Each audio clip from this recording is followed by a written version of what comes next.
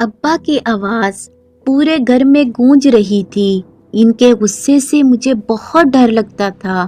اکثر وہ غصے میں بے قابو ہو کر اماں کو مارنے لگ جاتے تھے۔ میں تو ابا کو غصے میں دیکھتے ہی اسٹور روم میں چھپ جاتی تھی۔ جب تک ابا گھر سے باہر نہیں چلے جاتے تھے میں کمرے سے باہر نہ نکلتی تھی۔ جب سے ہوش سنبھالا تھا اماں ابا کو ایسے ہی دیکھا تھا۔ میرا سوتیلا باپ ہر وقت غصے میں رہتا تھا، سب کو مارتا پیٹتا تھا۔ میں ان سے بچنے کے لیے اسٹور روم میں چلی جاتی تھی۔ تبھی مجھے اپنے قریب کسی کی موجودگی کا احساس ہوا۔ میں نے سر اٹھا کر دیکھا، کمرے میں کوئی نہ تھا۔ میں نے اسے اپنا وہم سمجھا اور اپنی اماں کے بارے میں سوچنے لگی۔ اچانک میری نگاہ کھڑکی پر گئی تو پلٹنا ہی بھول گئی، کیونکہ کھڑکی کے قریب دیوار پر مجھے دو سرخ لائٹس جلتی ہوئی دکھائی دے رہی تھی۔ ایسا لگ رہا تھا کہ دو دہکتے ہوئے انگارے پڑے ہوں۔ دیوار پر خوفناک آنکھیں دیکھ کر میرے رونگٹے کھڑے ہو گئے تھے۔ پہلے تو مجھے اپنی نگاہوں پر یقین نہ آیا، لیکن وہ آنکھیں مسلسل میری طرف دیکھ رہی تھی۔ خوف سے میری حالت بری ہو رہی تھی۔ اس سے پہلے میں بے ہوش ہو جاتی، وہ آنکھیں غائب ہو گئیں۔ اب پورے کمرے میں اندھیرا تھا، کچھ دکھائی نہ دے رہا تھا۔ اسی وقت اماں کی آواز سنائی دی، وہ مجھے پکار رہی تھی، سیما سیما کمرے سے باہر آ جاؤ، شام ہو چکی ہے۔ اماں نے شام کا کھانا بنا دیا تھا۔ مجھے بالکل بھی بھوک نہ تھی، لیکن اماں کے سامنے کھانے سے انکار نہ کر سکتی تھی۔ اماں کے باہر جاتے ہی میں لیٹ گئی۔ پھر کسی کے سانس لینے کی آواز میرے کانوں میں سنائی دی۔ میں نے ادھر ادھر دیکھا، کوئی نہ تھا۔ میں نے دوبارہ آنکھیں بند کر لی اور سونے کی کوشش کرنے لگی۔ ابھی تھوڑی دیر ہی گزری تھی کہ ایک بار پھر مجھے اپنے قریب کسی کی موجودگی کا احساس ہوا۔ کوئی بالکل میرے کان کے قریب سانس لے رہا تھا۔ ایسا لگ رہا تھا کہ وہ مجھے اپنی موجودگی کا احساس دلانا چاہ رہا تھا۔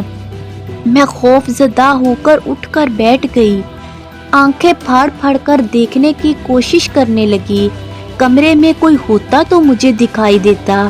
ایک بار پھر سونے کی کوشش کرنے لگی اور جلد ہی اس کوشش میں کامیاب بھی ہو گئی۔ صبح آنکھ کھلی تو سر بہت بھاری تھا۔ رات دیر تک جاگنے کی وجہ سے آنکھیں بھی سوجی ہوئی تھی۔ ابا صبح سویرے دکان پر چلے جاتے تھے۔ آج سارا دن اسکول میں بھی میری طبیعت بہت بیزار رہی تھی، کیونکہ رات کو نیند پوری نہ ہوئی تھی۔ اسکول سے واپس آئی تو امی نے مجھے آواز لگائی اور کہا، کپڑے چھت پر لے جا کر پھیلا دو۔ کپڑوں سے بھری ہوئی ٹوکری اٹھا کر میں چھت پر آ گئی اور کپڑے پھیلانے لگی۔ میں اپنے کام میں مگن تھی جب اچانک مجھے اپنے قریب ایک بار پھر کسی کی موجودگی کا احساس ہوا۔ اس سے پہلے جب مجھے ایسا محسوس ہوا تھا کہ میرے کان کے بالکل قریب کوئی شخص سانس لے رہا ہے، تب میں کمرے میں تھی اور کمرے میں اندھیرا تھا، لیکن اب تو دن کا وقت تھا اور میں چھت پر تھی۔ مجھے اپنے قریب نہ کسی کی موجودگی کا بلکہ سانس لینے کا بھی احساس ہو رہا تھا، لیکن مجھے کوئی دکھائی نہ دے رہا تھا۔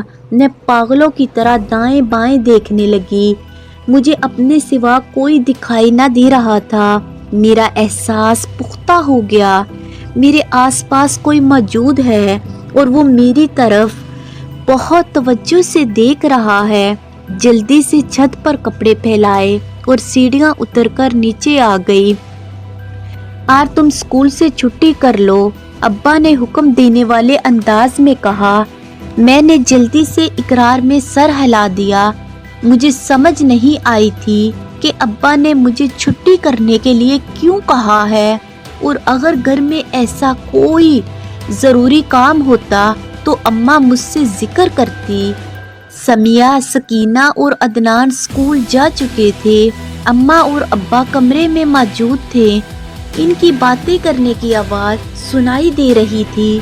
अब्बा इस वक्त बहुत ऊंची आवाज़ में बातें कर रहे थे। अम्मा की आवाज़ ज़्यादा ऊंची न थी, लेकिन वो रो रही थी। मैं कमरे से बाहर रुककर अम्मा अब्बा की बातें सुनने की कोशिश करने लगी। सारी ज़िंदगी आपकी हर बात माननी है, लेकिन आपकी ये बात नहीं मानूंगी। तुमने मेरी बात ना मानी तो तुम सोच भी नहीं सकती तुम्हारे साथ क्या करूँगा। ये मेरा आखिरी फैसला है। तुम जल्दी से किचन में जाओ, मेहमान आने वाले हैं, और खाना बनाओ। मुझे समझ ना आ रही थी कि मेहमानों से मेरा क्या ताल्लुक है। अब्बा ने मुझे छुट्टी क्यों करवाई। इतनी देर में घंटी बजी, मेहमान आ गए। अम्मा ने मुझे समझा दिया कि मैं चाय कपों में डालकर एहतियात से ट्रे उठाकर मेहमानों के सामने आ जाऊं। जब मैं चाय लेकर ड्राइंग रूम में गई तो परवेज मेरी तरफ गौर से देख रहा था। मुझे इस पर शदीद गुस्सा आ रहा था। मेहमानों के जाने के बाद अम्मा एक बार फिर अब्बा के पास बैठ गई और मिन्नतें करने लगी कि अभी मेरी बेटी छोटी है। कि अब्बा ने मुझे हैरत से देखा और कहा, मैं जल्द से जल्द इसकी शादी कर देना चाहता हूँ।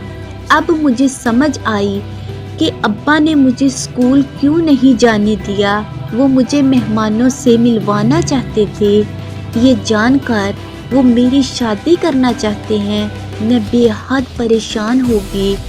मैंने फैसला कर लिया, मैं परवेज से शादी नहीं करूँगी। अब्बा ने मुझे स्कूल जाने से मना कर दिया। वो मेरी जल्दी शादी करना चाहते थे। मैंने अम्मा के सामने शादी से इनकार कर दिया। बेटी, मैं बहुत मजबूर हूँ, कुछ नहीं कर सकती तुम्हारे लिए। जब अब्बा को मेरे इनकार का पता चला तो वो गुस्से में आ गए और मुझे जान से मार देना चाहते थे। अपनी जान बचाने के लिए मुझे मखसूस अंधेरे कमरे में छुपना पड़ा और दरवाज़ा बंद कर लिया। इसी लम्हे मुझे किसी के कदमों की आवाज़ सुनाई दी और बेहोश होकर गिर गई। मुझे ऐसा एहसास हो रहा था कि मैं फर्श पर नहीं बल्कि हवा में उड़ रही हूँ। अब कोई स्टोर रूम में कोई शोर नहीं था। न जाने कितनी देर इर्द गिर्द से बेखबर बेहोश पड़ी रही। मुझे एहसास हो रहा था कि मैं फर्श पर नहीं बल्कि हवा में उड़ रही हूँ। अब कोई शोर सुनाई न दे रहा था। न जाने कितनी देर इर्द गिर्द से बेखबर बेहोश पड़ी रही। जब मेरी आँख खुली तो मैं एक नहायत आरामदा बिस्तर पर लेटी हुई थी। ये कमरा इंतहाई खूबसूरत और पुरसकून था। मैं जल्दी से उठकर बैठ गई और हैरत से चारों इतराफ में देखने लगी। मुझे ऐसा लग रहा था मैं कोई ख्वाब देख रही हूँ। इससे पहले मैंने ये कमरा कभी नहीं देखा था। मैं दाएं बाएं कीर्तन घुमा घुमा कर कमरे को देख रही थी जब मुझे कमरे का दरवाज़ा खुलने की आवाज़ सुनाई दी। एक इंतहाई खूबसूरत नौजवान कमरे में दाखिल हुआ, जिसे देखकर मैं घबरा गई। तुम्हें डरने या घबराने की ज़रूरत नहीं है। यहाँ पर तुम्हें कोई तकलीफ़ नहीं होगी, मेरी खौफज़दा शक्ल देखते हुए इस नौजवान ने कहा। मैं कहाँ पर हूँ और ये कमरा किसका है और मुझे यहाँ कौन लेकर आया है? हैरतज़दा लहजे से मैंने पूछा। मेरा नाम शाकाल है।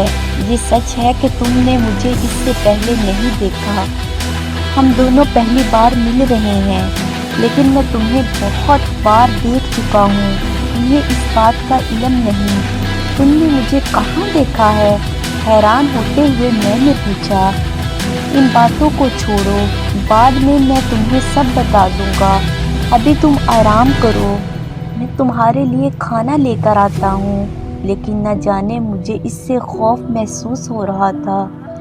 वो मेरा बहुत ख्याल रख रहा था, लेकिन मुझे कुछ भी अच्छा नहीं लग रहा था।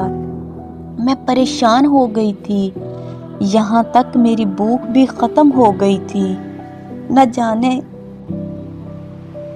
اس وقت اماں کی کیا حالت ہوگی جب انہوں نے مجھے کمرے میں نہ پایا ہوگا تو ابا نے اماں کو بہت مارا ہوگا۔ یہ سوچ کر میری آنکھوں میں آنسو آ گئے۔ کیا ہوا؟ تم کیوں رونے لگی ہو؟ میری طرف دیکھتے ہوئے شاکال نے پوچھا۔ مجھے میری ماں یاد آ رہی ہے، خدا کے لیے مجھے یہاں سے جانے دو۔ تمہارے باپ پر فالج کا اٹیک ہوا ہے، وہ اس وقت ہسپتال میں پڑا ہے، وہ تمہاری ماں کا کچھ نہیں بگاڑ سکتا۔ شاکال نے ابا کی حالت کے بارے میں مجھے بتایا۔ مجھے صرف یہ بتاؤ کہ مجھے یہاں کیوں لے کر آئے ہو؟ میں اپنے گھر واپس جانا چاہتی ہوں۔ یہ جان کر تمہیں حیرت ہوگی کہ تم اس وقت انسانوں کی نہیں، جنات کی دنیا میں ہو۔ شاکال نے کہا۔ مجھے اس بات کا یقین نہ آیا۔ میں نہیں جانتی یہ انسانوں کی دنیا ہے یا جنات کی، لیکن میں اپنی دنیا میں واپس جانا چاہتی ہوں۔ اب تم یہاں سے نہیں جا سکتی، تم شاکال کی قید میں آ چکی ہو، اس لیے اب تمہاری زندگی، تمہاری دنیا یہی کمرہ ہے۔ اپنے گھر واپس جانا ناممکن ہے۔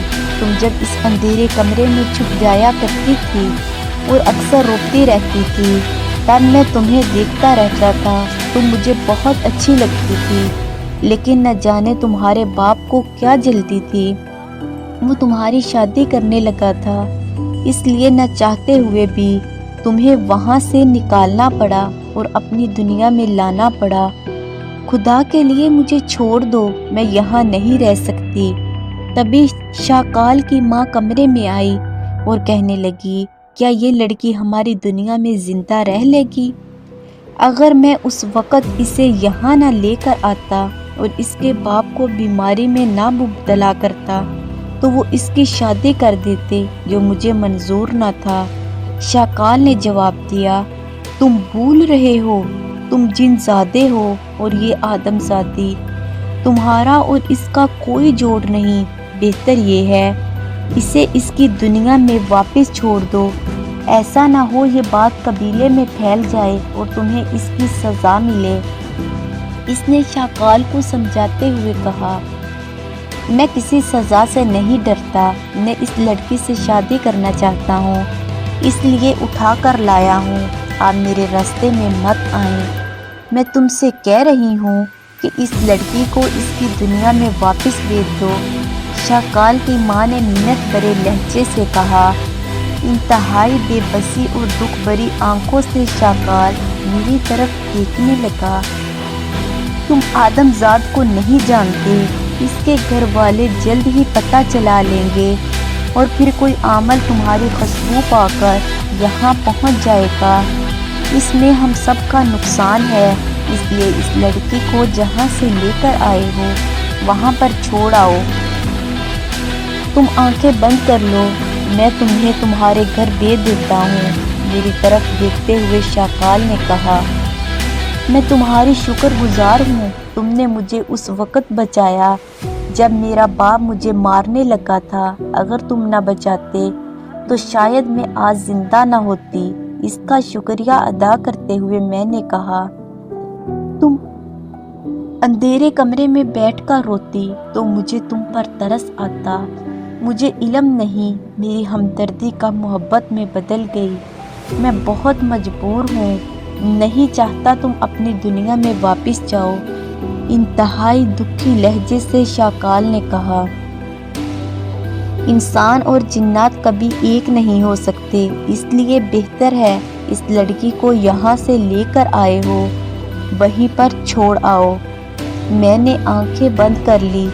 جب آنکھیں کھول کر دیکھا تو میں اسی اندھیرے کمرے میں موجود تھی جہاں سے شاکال نے مجھے اٹھایا تھا۔ میں جلدی سے کمرے سے باہر نکلی اور جھوٹ بول دیا کہ میں کمرے میں چھپ گئی تھی، اندھیرا ہونے کی وجہ سے وہ مجھے دیکھ نہ سکے تھے۔ اماں نے مجھے گلے سے لگا لیا اور پیار کرنے لگی۔ مجھے اکثر شاکال کا خیال آتا تھا، وہ انسان تو نہیں تھا، اس نے میرے لیے بہت اچھا سوچا تھا، اگر وہ میری ہمدردی نہ کرتا تو نہ جانے کیا ہو جاتا۔ میں اسے اپنی دعاؤں میں ہمیشہ یاد رکھتی تھی، ہمیشہ اس کے خوش رہنے اور سکون کے لیے دعا مانگتی تھی۔